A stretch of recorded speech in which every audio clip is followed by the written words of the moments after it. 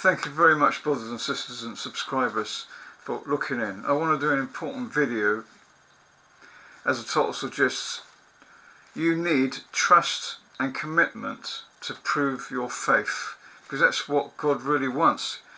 He doesn't want just people just believing, you know, just slightly in the Messiah, and once a week going to church, and that's about it, or read the Bible. No, you need trust and commitment. And I will read some scriptures and give you some example of some, prophets in the Bible that showed that. For instance, Abraham. But I will read some Bible scriptures. Psalm 56:11. In God I have put my trust. You see, it says here, I shall not be afraid. What can earthly man do to me? So you need to put trust. That's part of your true faith. But it's of benefit, because it says, I shall not be afraid. What can earthly man do to me? If you trust in God, He can protect you.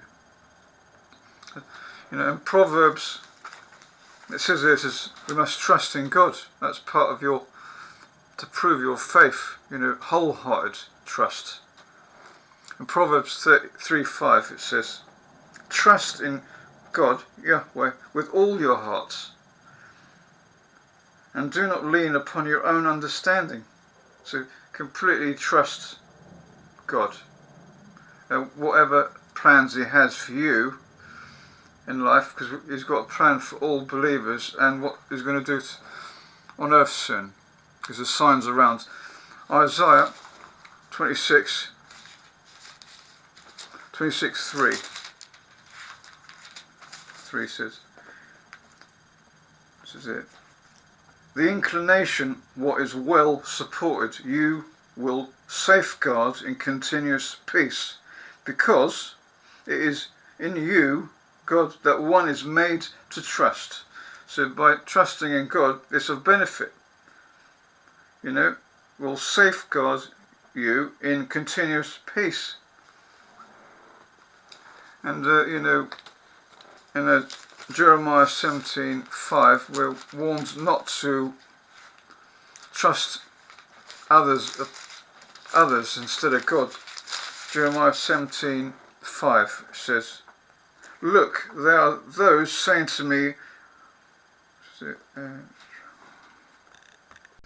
17:5, which says, this is what God YHWH has said, cursed is the able-bodied man who puts his trust in earthly man, and actually makes flesh his arm, and whose heart turns away from God Himself.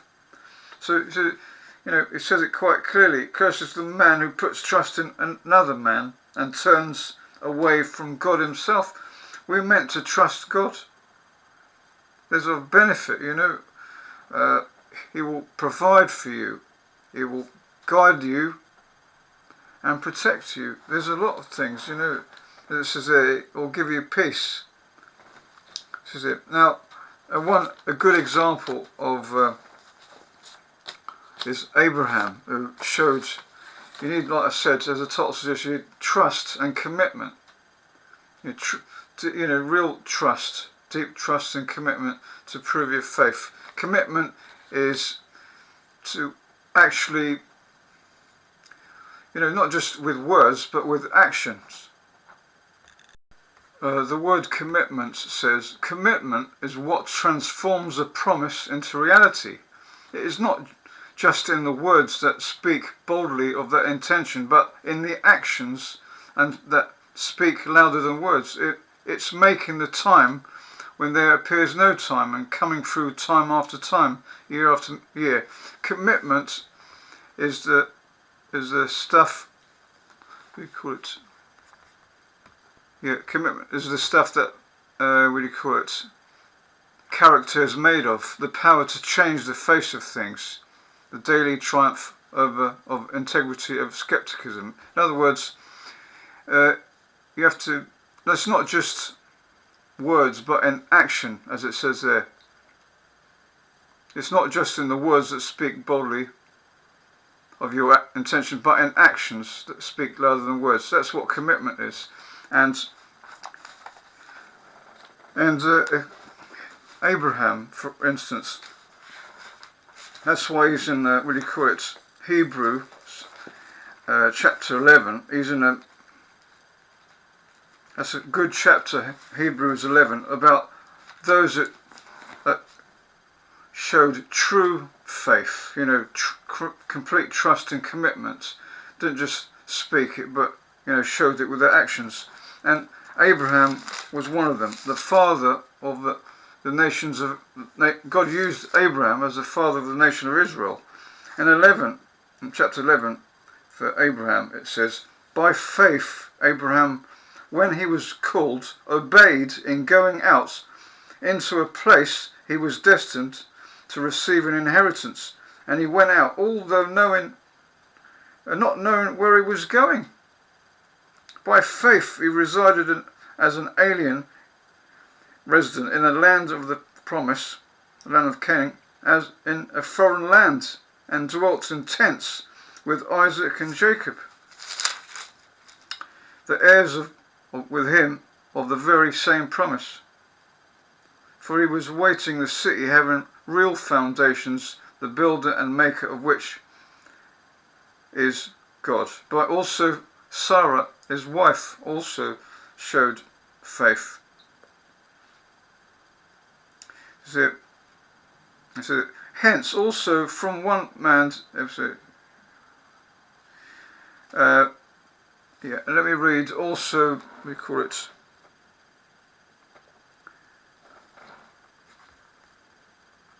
so can you believe it? That's for Abraham really showed commitment when God told him go away from the place that he was living in Ur.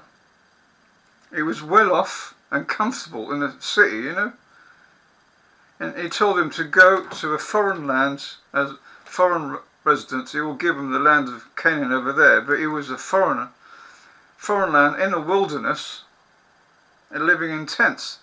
That showed commitment, He didn't say okay, but he actually went with all the family, servants and animals. He just went into the wilderness.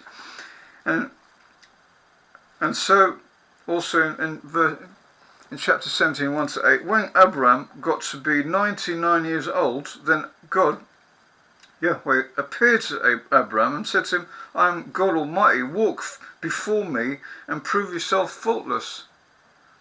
And I will give my covenant between me and you, and that I may multiply you very, very much."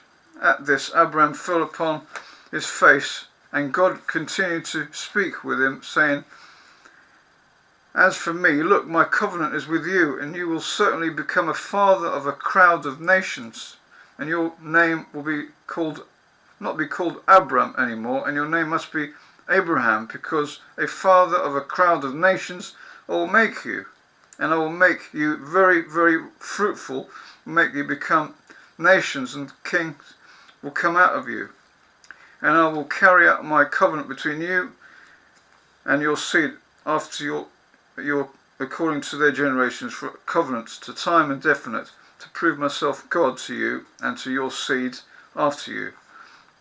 And I will give you and to your seed after you the land of your alien residence, even to the entire land of Canaan, for possession, to time indefinite, and I will prove myself God to them." So Abraham believed with all his heart. God promised he would make his generation a father of a nation, of Israel.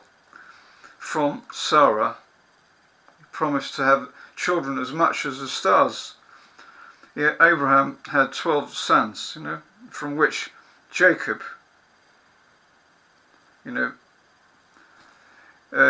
became the nation of Israel from Abraham. He was the father of 12 children.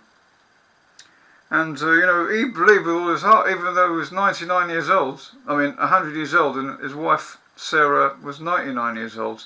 If God says it, he believed it. And he left into the wilderness, into the desert. So he really trusted and committed himself.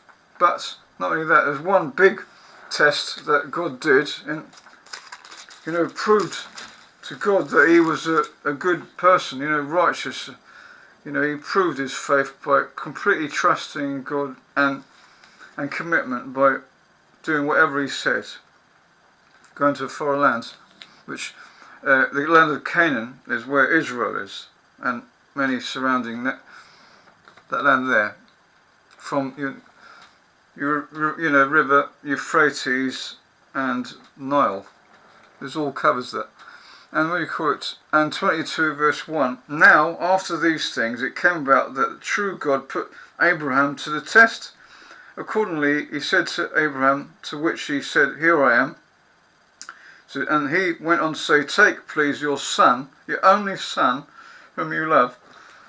Because by that, God, he actually did, give birth. Sarah did give birth to a son, Isaac, his firstborn.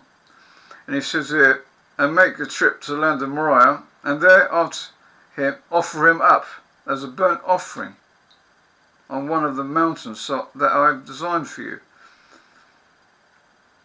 that I designate to you. Can you believe that? It was, he was actually going to actually do it. That proves his trust and commitment. Whatever God YHWH said he was going to do, because he knew in his heart that God gives life. Even if he did sacrifice his son, he knew that he would raise him from the dead, because God can do things. Finally, they reached the place that the true God had designated to him, and Abraham built an altar there, and set the wood in order, and bound Isaac his son, hand and foot, and put him upon the altar on top of the wood. Then Abraham put out his hand and took the slaughtering knife to kill his son, but God, Yahweh's angel, began calling to him out of the heavens, and saying, Abraham, Abraham, to which he answered, Here I am. And he went on to say, Do not put out your hand against the boy, and do not do anything at all, for now I do know that you are God-fearing, in that you have not withheld your son, your only one, from me. At that Abraham raised his eyes, and he said, and you see what I mean? It was a test. And raised his eyes and looked. There, deep in the foreground, there was a ram caught by its horns in a thicket. So Abraham went out and took the ram and offered it up for a burnt offering in place of his son. So you see, so God provided, and it was a test. And Abraham, it said, proved it. He in trust and commitment. So, is there any other examples? Yes, there is someone else. The prophet. What do you call it? Patriarch Moses. Another wonderful examples. We need to look at them as a wonderful example of commitment and trust. Whatever God says, that's to prove your faith. It can, what I mean? So Moses is in Hebrews 11, the chapter of faith, like Abraham.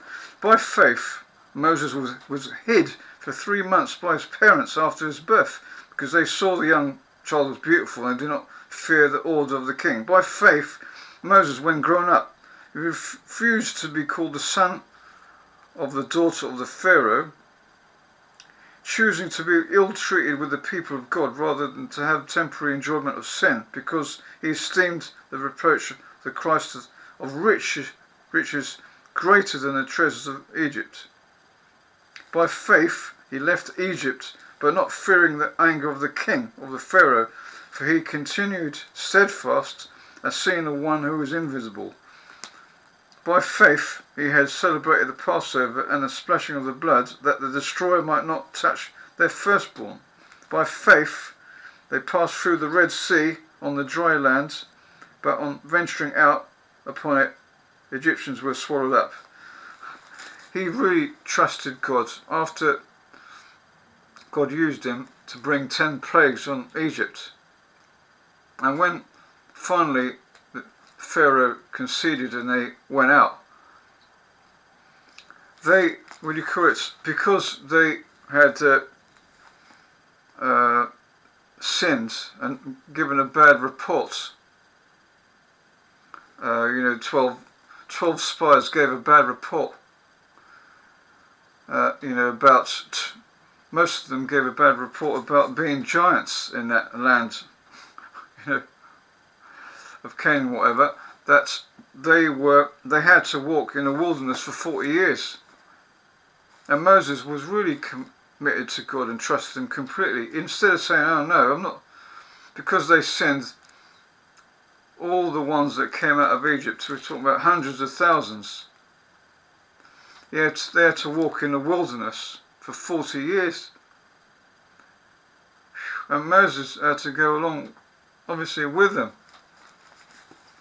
But he completely trusted in God to look after them, provide, protect, and guide through the 40 years in the wilderness.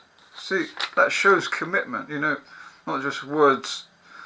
He didn't just go back to Egypt and say, "Oh, can't do that." But he did it. He did it, leading hundreds of thousands of people, Israelites, that came out of Egypt. And for doing that, because he completely trusted God with all his heart, just because he could see his power, 12 plagues in Egypt. And commitment, he completely obeyed him, with actions like Abraham. And so, God guided them, not only spiritually but physically. It says in Exodus 13, what does it say? It says here, 21 to 22, God literally guided them, and God, Yahuah, was going ahead of them in the daylight in a pillar of cloud to lead them by the way, and in the night time the pillar of fire to give them light to go in the daytime and night time. The pillar of cloud would not move away from before the people in the daytime, nor the pillar of fire in the night time. So can you believe that? It says here, in the daytime there was a pillar of cloud which always to lead them by the way, and at night there was a pillar of fire in the night time. So God was always guiding them 40 years in the wilderness. And God spiritually guided them because he gave Moses the Torah, 10 commandments on Mount Sinai. So God spiritually guided them, but physically guided them with a pillar by day of clouds for 40 years, and a pillar at night, a pillar of fire. So God was always there. So by Moses being committed and trusting God, God guided them, and also He protected them, as it says in Philippians. He protected them throughout the journey. If there was like snakes or whatever, they were only bitten by snakes because they grumbled and complained to God, but otherwise they were always protected. What do you call it?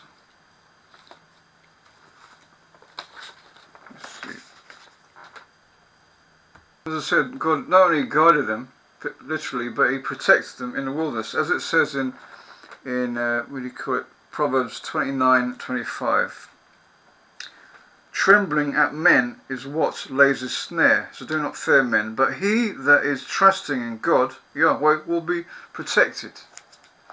Because Moses trusted in God throughout the 40 years, he protected them. But also it says here, Deuteronomy 1, because they were walking in the wilderness, Deuteronomy 8, chapter 8, 1 to 5. Every commandment that I am commanding you today, you should be careful to keep, in order that you may continue living, and indeed multiply, and go in and take possession of the land about which God swore to your forefathers. He said to Moses, and you must remember all that the way that God, Yahuah, your God, made you walk these 40 years in the wilderness. He was warning the people when they're entering the land of Egypt, in order to humble you. He made them walk in the wilderness in order to humble you, to put you to the test, because that's what it was. It was to put them up to the test, would they trust in God or not? So, or as to know what was in your heart, as to whether you would keep his commandments or not.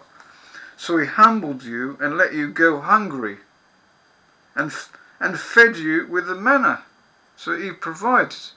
See, God guides, protects and provided manna in the 40 years that we're walking there, which neither you had known nor your father had known, in order to make you know that not by bread alone does man live, but by every word of God's mouth does man live. And your mantle, what you were wearing, did not wear out upon you, nor did your foot become swollen these 40 years. As you will know with your own heart, that just as man corrects his son, God corrects you. So it says he provided food, manna from heaven, and even their clothes. He made their clothes not wear out the 40 years. So you see what I mean? If you, just like these are wonderful examples, if we put our trust, just like Abraham and Moses, complete trust in God, with what he's planned with you and what he's planned for this world, soon he's going to bring judgment on the earth. You need to put complete trust and faith in God and his son, who died for the sins of the world. Let me read some more scriptures.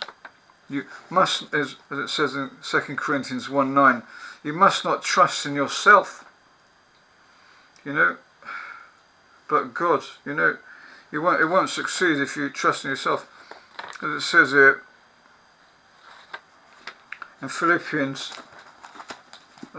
chapter 4. So what can we do? This is here. So it's Psalm 84. Psalm 84:12. Psalm 84:12 says,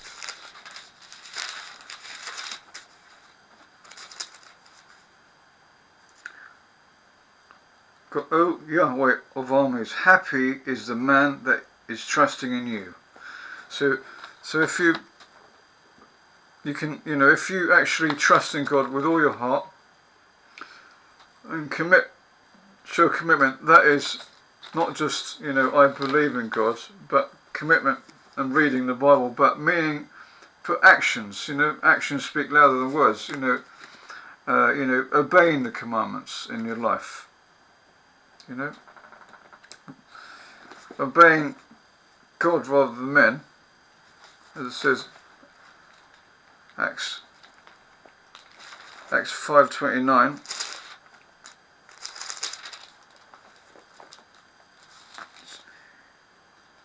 In answer, Peter and the others apostles said, we must obey God as ruler rather than men. So if you do, happy are those that trust in him and are committed. That proves your faith. But he will guide you physically and spiritually, like he did with Moses, protect you and provide, as he did with those in the wilderness. And as long as you read the Bible and you put faith in his son that died for the sins of the world, when you approach God and turn away from your sins, you'll be forgiven. But let me read one last scripture. It's Philippians chapter 4. Chapter 4, it's a good one to remember. 6 to 7. Do not be anxious or worried over anything, but in everything by prayer and supplication, along with thanksgiving to God, let your petitions be made known to God, and the peace of God that excels all thoughts will guide your hearts and your mental powers by means of Jesus Christ. So anyway, hope you like the video, and remember, to prove your faith you must wholeheartedly trust God like Abraham and Moses did, and be committed. Show your commitment by obeying the commandments, not just by word of mouth. Anyway, God bless.